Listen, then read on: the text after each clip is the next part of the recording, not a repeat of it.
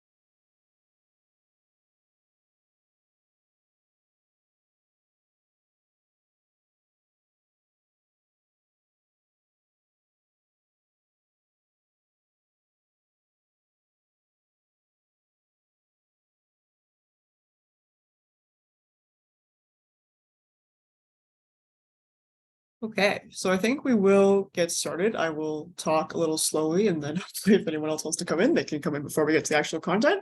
So hello, for those who have just come in, this is the webinar on our complete application process for our full-time programs at the Michener Institute.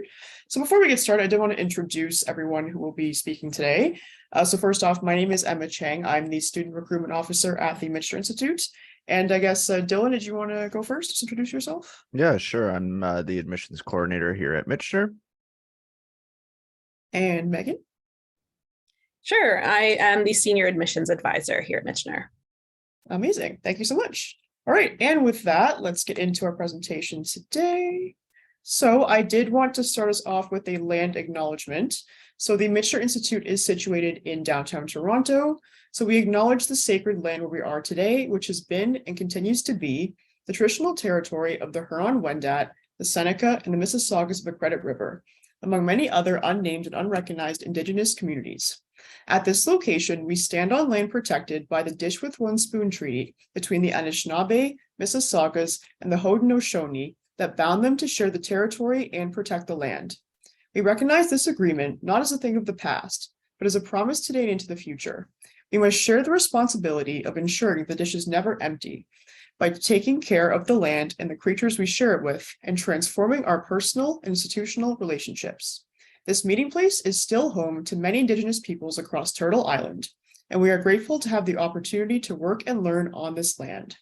We urge you as future Canadian healthcare practitioners and leaders to acknowledge that it is our collective responsibility to strengthen our ties within the communities we serve and practice healthcare in a way that advances the Truth and Reconciliation Commission's 7 health-related recommendations and practice your profession in that spirit. Thank you so much for listening to our land acknowledgement. And now we're going to get into our application process. So today we'll be going over the 5 main application steps you would take if you were applying to a Michener full-time program. So the first step obviously is to review your admission requirements, make sure that everything is good to go, that you are eligible for the program that you are applying to. The second would be to prepare your supporting documents. The third would be to apply via the Ontario College application system. The fourth would be to register for our mandatory assessment called the CASPer test. And the fifth would be to submit your supporting documents to OCAS. And then just a bit of a disclaimer here, we do have medical radiation sciences programs that are joint with the University of Toronto. The application process we're talking about today does not really apply to those programs. To get the most accurate picture of the application process for those programs, we encourage you to go to the University of Toronto website. The full application process will be there for our programs in nuclear medicine, radiological technology, and radiation therapy. So step one, of course, before you apply is to obviously choose a program. So all of our programs can be found on our website. We have a wide range of full-time applied health and sciences programs, stuff in the lab sciences, stuff in more patient-focused professions. You can find more information about that, as well as program videos from our professors, from our students, detailing what those professions are. We also do recommend that you check out our events page because we do have recordings of past events we have done with professors, with students, as well as future events that you can attend as well. And with that, I will pass it on to Megan to go over the rest of our program requirements, or not program requirements, admission requirements, or nope, application process requirements. Thanks, Emma. That took a while. No worries. For the sake of the stream, I'm going to keep my camera off. My internet is a little unstable today. So once you've decided on the program, you are going to need to review your admission requirements. So each program has unique education and prerequisite requirements. So you will need to ensure that you review the admission requirements very carefully for the programs that you're applying for. Certain programs will have educational requirements, which include like a Bachelor of Science, like the example you see on the screen for chiropody. And then there are also course prerequisite requirements as well. Each of those requirements needs to be met at the bare minimum to be considered for the program. Each program is very, very competitive, so you must meet that bench line. If you're unsure if any course actually will meet the prerequisite, feel free to email us. We'll provide you with an email at the end. Another note is just, other requirements. So checklists, supporting other supporting documents, all of those things are listed on our website. So really make sure you review those carefully and make sure you've met every single one. Next one, Emma. All right, so now you've reviewed the admission requirements, you understand them, you know what you need to do. Now you need to prepare your supporting documents. So each program requires specific supporting documents. Again, they are listed on our website. They're broken down into admission requirements and supporting documents on the webpage. So I highly encourage you to check that out. As mentioned, we've got different educational requirements. So you do need to provide an official transcript for a Bachelor of Science, for example. You also need to provide course prerequisite completion. So if that's completed outside of your Bachelor of Science, you need to provide official proof of that. So check our supporting document website and make sure you have all the documents needed. It'll also include links to the applicant experience checklist, which is also a requirement for certain programs. Just a note here, go back, Emma. Another note is if you've completed your education outside of Canada, you will need to get your education verified and assessed by either WES or ICAS. There is more information on our website under internationally educated applicants, and you may also be required to complete an English language assessment. Next slide. Once you've done that, so you've checked admission requirements, you meet them, you've got the supporting docs, we encourage you to apply at Ontario colleges. The deadline to apply is February 1st. And the application fee is $110 and the $55 Michener supplemental application fee. We do acknowledge applications on a weekly basis, usually by about Thursday or Friday. So if you apply, just give us a couple of days and we'll get to you. You will receive an acknowledgement email with a 6-digit Michener ID, and it begins with 3 zeros. Next slide. All right, the CASPer. So most of our full-time programs require the CASPer. So it's all of our full-time programs, excluding digital health and data analytics, and the joint programs with University of Toronto that Emma mentioned earlier. So you must take the CASPer. So you can register for the CASPer on their website. You can use either your OCAS application number or your Michener ID to complete the CASPer assessment. CASPer results are sent directly to Michener, and then they are used to rank you with the other admission requirements mentioned on the page. Next slide. All right, so submitting those supporting documents. So you've prepared your supporting documents. You need to make sure that you submit everything by the February 8th document deadline. This is a very firm deadline. There are no exceptions or extensions granted for people who need more time. So February 8th, 2023 is our document deadline. Now, an important note is if you have, say, a Bachelor of Science that you're in progress with and you're going to complete by the summer, or you're in your winter term, you need to provide an in-progress transcript by February 8th. And then you need to provide a final degree conferred transcript by July 12th. Next slide. All right, you've finished all of that, you submitted your application, you submitted all your documents, your application is complete. What happens now? We do evaluate applications between November and April. Now, we do not provide updates regarding your application during this time, so please don't email us. We do get a lot of emails and we simply just don't have the capacity to answer your questions. And we do provide you with an update eventually on your application, usually by about April. So we do appreciate your patience. And as mentioned there, so offers will be sent out in April, and they're sent out to top ranked applicants who will be given a deadline to accept the offer. And then they have to pay a non-refundable deposit of about $500. But note that the deposit fee is subject to change on an annual basis. Next slide. All right. So now we've separated cardiovascular perfusion simply because it is a different process. The previous slides were for our base programs, our advanced diplomas. This application process is for our Master of Science in Cardiovascular Perfusion.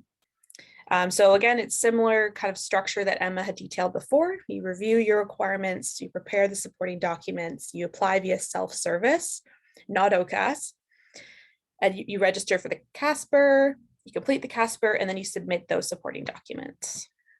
Next slide. Perfect. All right, so again, as before, you're going to make sure that you review the admission requirements really carefully.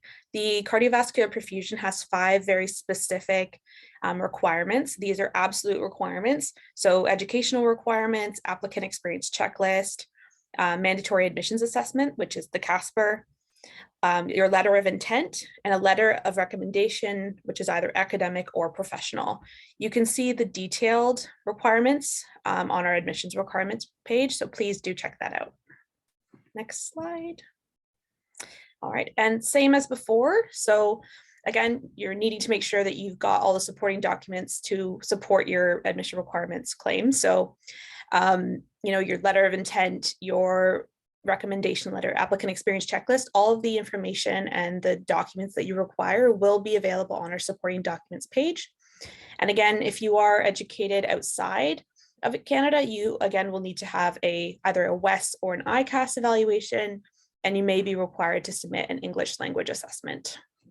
Next slide. All right, and this is where it differs. So instead, you will not be applying through OCAS, you'll apply through Michener self-service by February 1st, 2023. And the application fee is a non-refundable $135 application fee. And again, Michener, we do acknowledge applications on a weekly basis.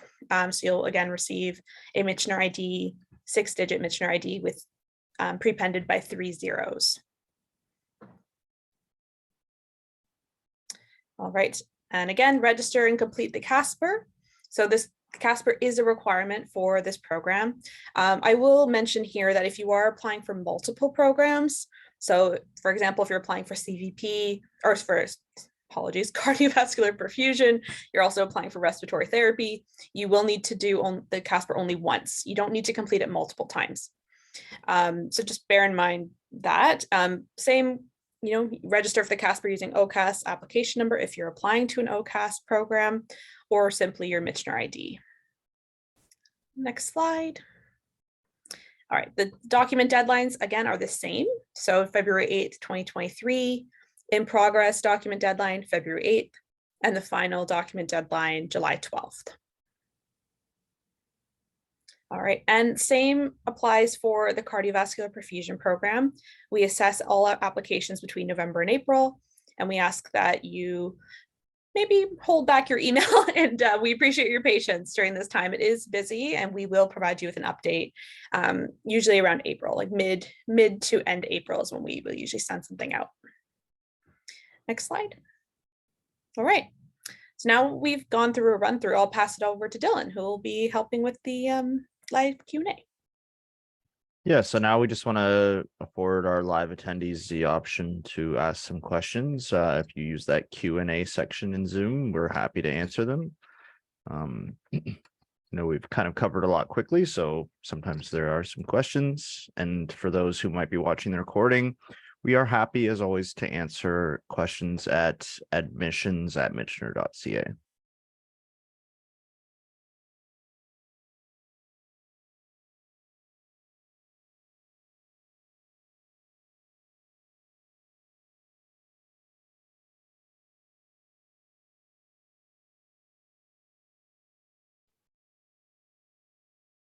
Well, while we have this moment, just want to reiterate that we do host an Ask Me session every Wednesday from 1 to 2. We are very happy to speak one-on-one there with you and answer any pertinent questions. It's always a good option for those who want more direct one-to-one conversation with an admissions officer. Okay. So if there aren't any questions, feel free to ask. Like, there's no such thing as a stupid question. If anyone live right now has any questions, feel free to ask in the chat or in the Q&A. But if you maybe don't think of anything right now and you think of something later, feel free, as Dylan said, to email us at admissions@michener.ca. The three of us are all monitoring that inbox, as well as some other staff as well. So feel free to pop your questions in there. But yeah, besides that, that is all the content that we have today on the application process for our full-time programs. So yeah, thank you. Any other last minute questions? Going once. Oh, looks like we have a couple here. Now we got a few. So Yeah. our first one, I've applied for on OCAS and all my documents, degree evaluation, IELTS are already sent on my account. Do I need to submit these again or no? No. So if you see that they've been received and you've submitted them to your Ontario College's applicant portal, then that is completely fine. No further action required. I'm currently doing AP 807, a course to fulfill admission requirements. How should the completion of this course be included as part?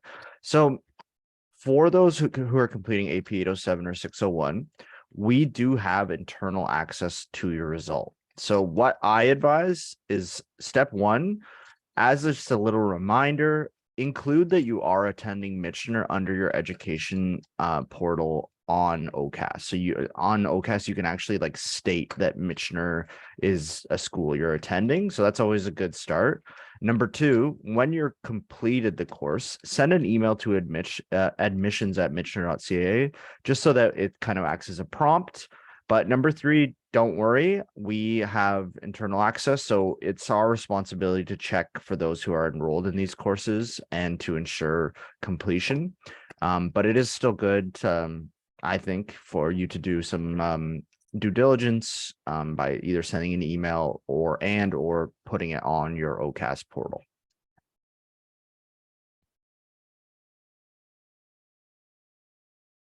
Any other questions?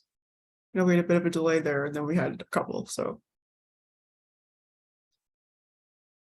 Going once, going twice. Okay, well, if there's no other questions, as always, feel free to email us if you do think of something later. But thank you so much for joining us today. And happy applying. I hope to see some of your applications soon. But with that, have a wonderful evening, and until next time. All right, bye-bye.